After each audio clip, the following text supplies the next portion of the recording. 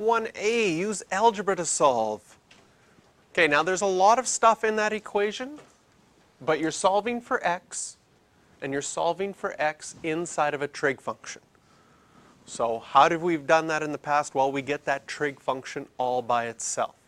Can you see that if I would move the 5 over to this side, I'd get 2, and I move the 2 sine x over to that side, I get 2 sine x. So I have subtracted 5 on both sides and subtracted 2 sine x on both sides. What that allows me to do is combine some of my like terms. Now if I wanted to get sine x by itself, I'd have to divide both sides by 2, and I would get sine x equal to 1. Is that on your unit circle? Yes. So when is sine x equal to 1? Just 90, right? Because you need a positive 1.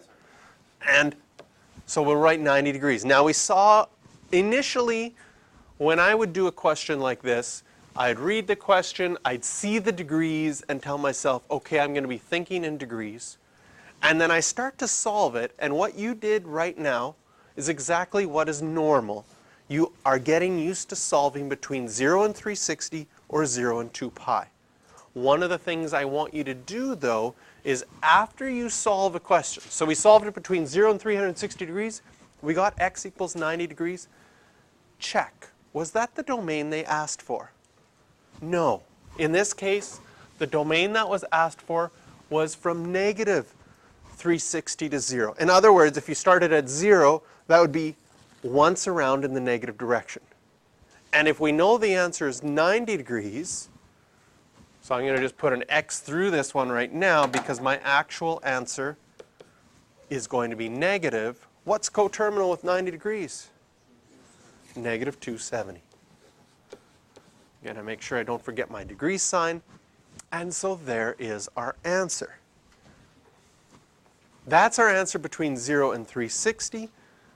What would be our general solution?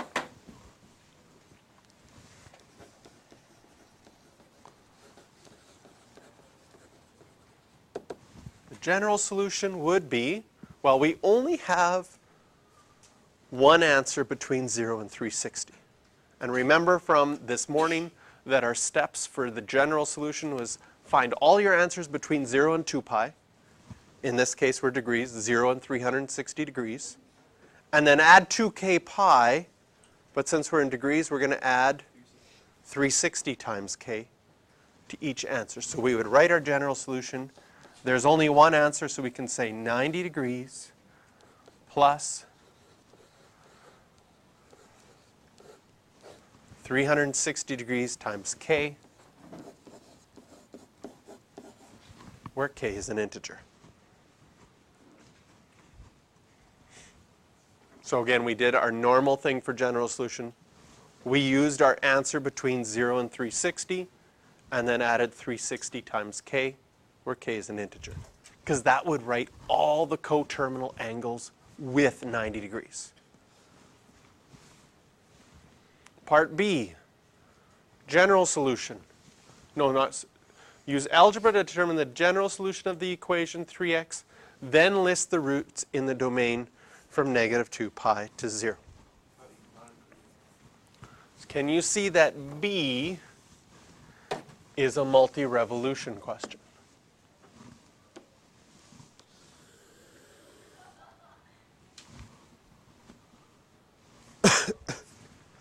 Okay.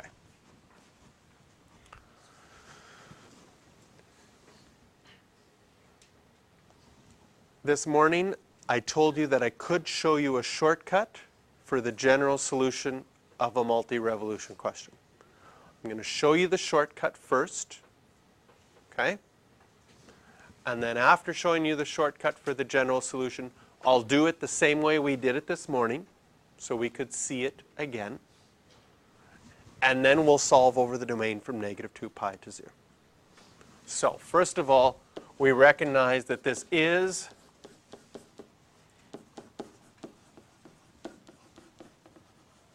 a multi-revolution question. And first of all, we're going to do a shortcut. And this is, I guess I'll write it completely here. This shortcut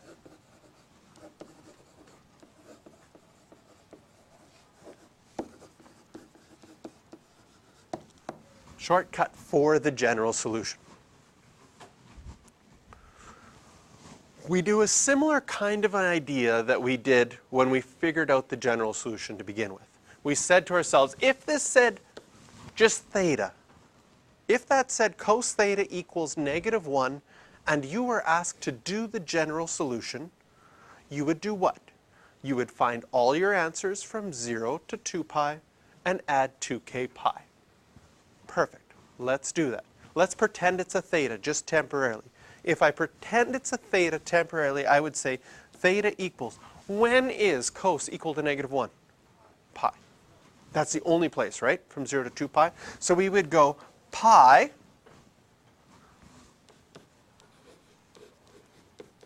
plus 2k pi, where k is an integer. That's how we would do it if it was theta. But it's not theta. What's underneath the theta?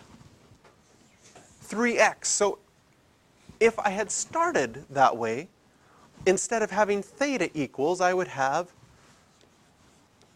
3x equals. Now how do I find out what x is equal to? I would have to divide by 3. And when I divide everything by 3, I would get pi over 3. And I would have to divide this as well by 3. You don't have to divide the k belongs to the integers by 3 because that's just defining what k is. K is still belonging to the integers. And that's your general solution. Really elegant, really short, really simple. Now, how did we do the general solution for a multi-revolution question this morning? Well, our steps for general solution were solve between 0 and 2 pi first, and then write the general solution. So if I call this one the shortcut, can I call this one the long cut? Is that, yeah, okay. It's not English, but here's the long cut. So if we were doing it the longer way, we would solve between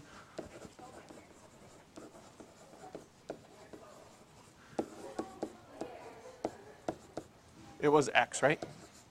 We'd solve between 0 and 2 pi first. So since this is a multi-revolution question, when you're solving for 3x, and we already know that it's going to be pi, well, 3x's are between 0 and 6 pi. That's 3 times around. So if we go to our unit circle and say one of the answers is pi, but that's the first time around, in the second time around we would hit 3 pi. And in the third time around we would hit 5 pi.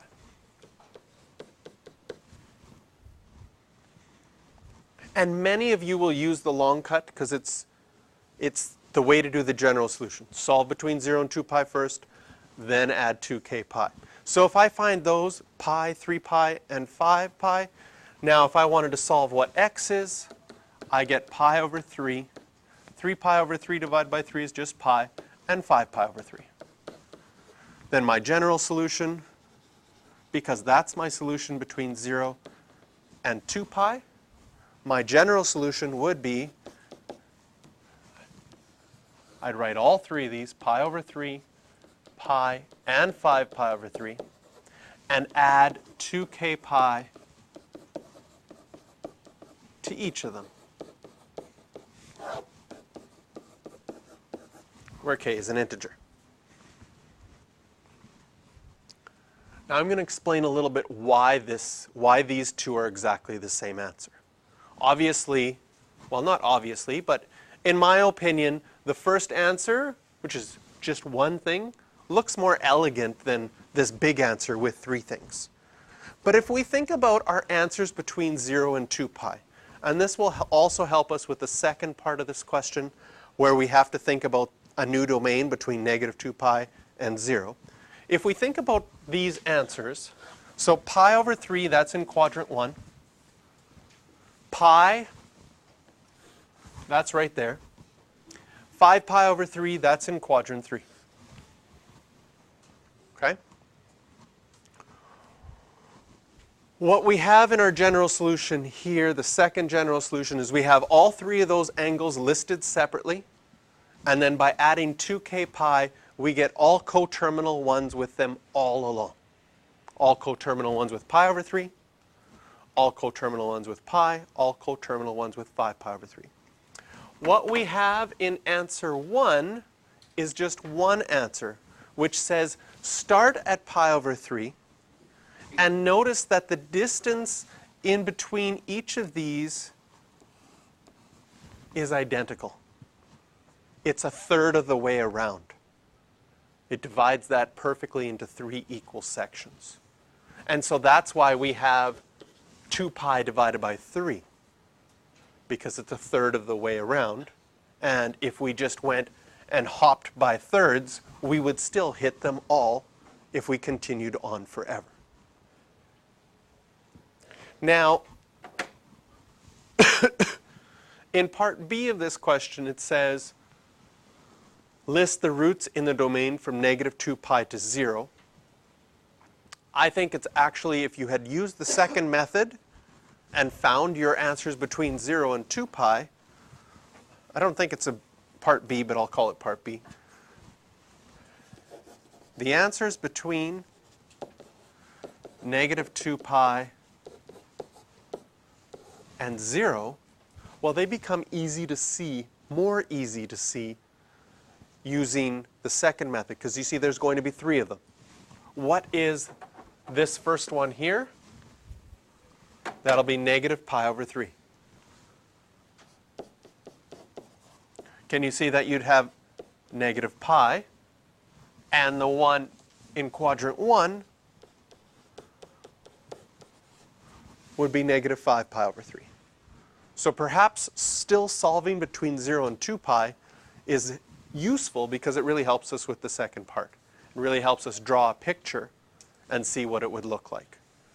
But if you were just asked to do the general solution of this, of a multi-revolution question, and you wanted to solve it like this, here our method is, we solved it as if it was a theta, and then realized we have a 3x instead of a theta and have to divide by 3 afterwards, that would work as well.